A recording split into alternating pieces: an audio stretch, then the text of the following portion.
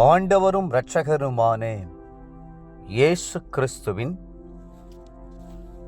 ஈடு இணையற்ற நாமத்தில் அன்றன்றுள்ளப்பம் வாசகர்களுக்கு எங்கள் அன்பின் வாழ்த்துக்கள்.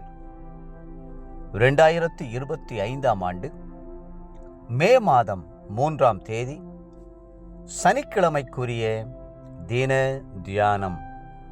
இன்றைய தலைப்பு பிள்ளைகளாகும் அதிகாரம்.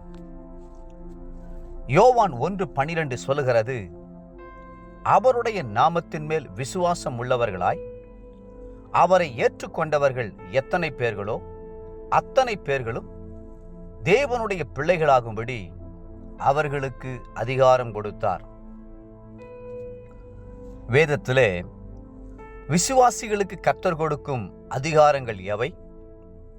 முதலாவதாக பிசாசுகளை துரத்தும் அதிகாரமும், இரண்டாவதாக பலவானை கட்டும் அதிகாரமும், மூன்றாவதாக கட்டுண்ட மக்களை விடுதலையாக்கும் அதிகாரமும், நான்காவதாக நோய்களின் மேல் அதிகாரமும், ஐந்தாவதாக இயற்கையின் மேல் அதிகாரமும், ஆறாவதாக மரணத்தின் மேல் அதிகாரமும் கொடுக்கப்பட்டிருக்கின்றன.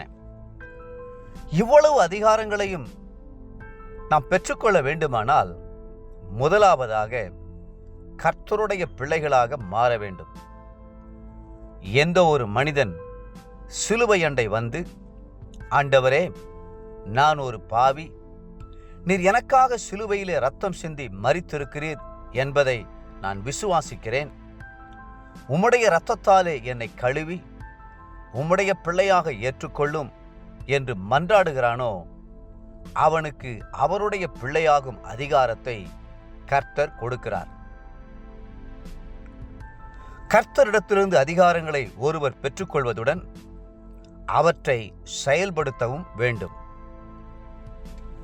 ஒரு நாள் ராஜாவை பார்க்க அவரோடு இளம் வயதில் ஒன்றாய் படித்த ஏழை மனுஷன் ஒருவன் வந்து, ராஜாவே, நான் வேலையில்லாமல் மிகவும் கஷ்டப்படுகிறேன், எனக்கு ஒரு நல்ல வேலை தாரும் என்று கெஞ்சினான். அவனுக்கு போதிய படிப்பறிவில்லாததால் என்ன வேலை கொடுப்பது என்று ராஜாவுக்கு தெரியவில்லை. எனினும் அவன் அடிக்கடி வந்து தொல்லை கொடுத்து கொண்டிருந்தபடியால் கடற்கரைக்கு போய் ஒரு நாள் முழுவதும் வருகிற அலைகளை எண்ணி மந்திரியிடம் சொல்லிவிட்டு உன்னுடைய ஊதியத்தை வாங்கிக்கொள் என்றார். உடனே அவனுக்கு பெரிய மகிழ்ச்சி ஏற்பட்டது. கடல் அலைகளை என்ன ராஜா தனக்கு அதிகாரம் கொடுத்ததை ஊரெங்கும் பறைசாற்றினான். மந்திரியிடம் சொல்லி கடற்கரையிலே தனக்கென்று ஒரு பெரிய மாளிகையை கட்டிக்கொண்டான். தனக்கு உதவி செய்வதற்கென 100 பேரை வேலைக்கு அமர்த்தினான்.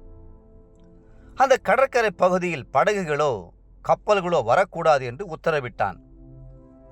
நான் கடல் அலைகளை சரியாக எண்ண வேண்டும் என்று ராஜா சொல்லியிருக்கிறார், அவர் என் நண்பர், எனக்கு அதிகாரம் கொடுத்திருக்கிறார் என்று மந்திரியிடம் சொல்லி ராஜாவின் பெயரையும் அவர் கொடுத்த அதிகாரத்தையும் நன்றாக பயன்படுத்தி தனக்கு தேவையான எல்லாவற்றையும் பெற்றுக்கொண்டான். ஆனால் நாமோ நமது ராஜாதி ராஜா கொடுத்திருக்கிற அதிகாரத்தையும் வரங்களையும் தாளந்துகளையும் பயன்படுத்த தவறியவர்களாய் ஆவிக்குரிய வாழ்வில் முன்னேற முடியாதபடி தடுமாறுகிறோம்.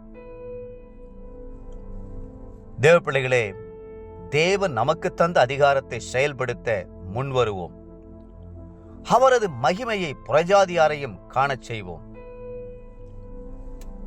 இன்றைய நினைவிற்கு 2 கொரிந்தியர் 5:20, நாங்கள் கிறிஸ்துவுக்காக ஸ்தானாதிபதிகளாய் இருந்து தேவனோடே ஒப்புரவாகுங்கள் என்று கிறிஸ்துவ நிமித்தம் உங்களை வேண்டிக் கொள்கிறோம்.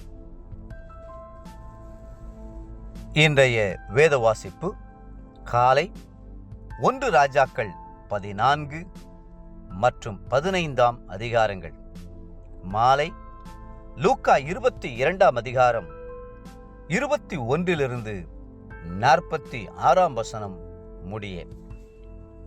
அன்புக்குரிய அன்றன்றுள்ளப்பம் வாசகர்களே, மீண்டும் உங்களை வாழ்த்துகிறோம். பிள்ளைகளாயிருக்கிற உங்களுக்கு கர்த்தர் கொடுத்திருக்கிற அதிகாரத்தை பயன்படுத்துங்கள். கர்த்ததாமே உங்களை ஆசீர்வதித்து மென்மேலும் உயர்த்துவாராக. ஆமென்.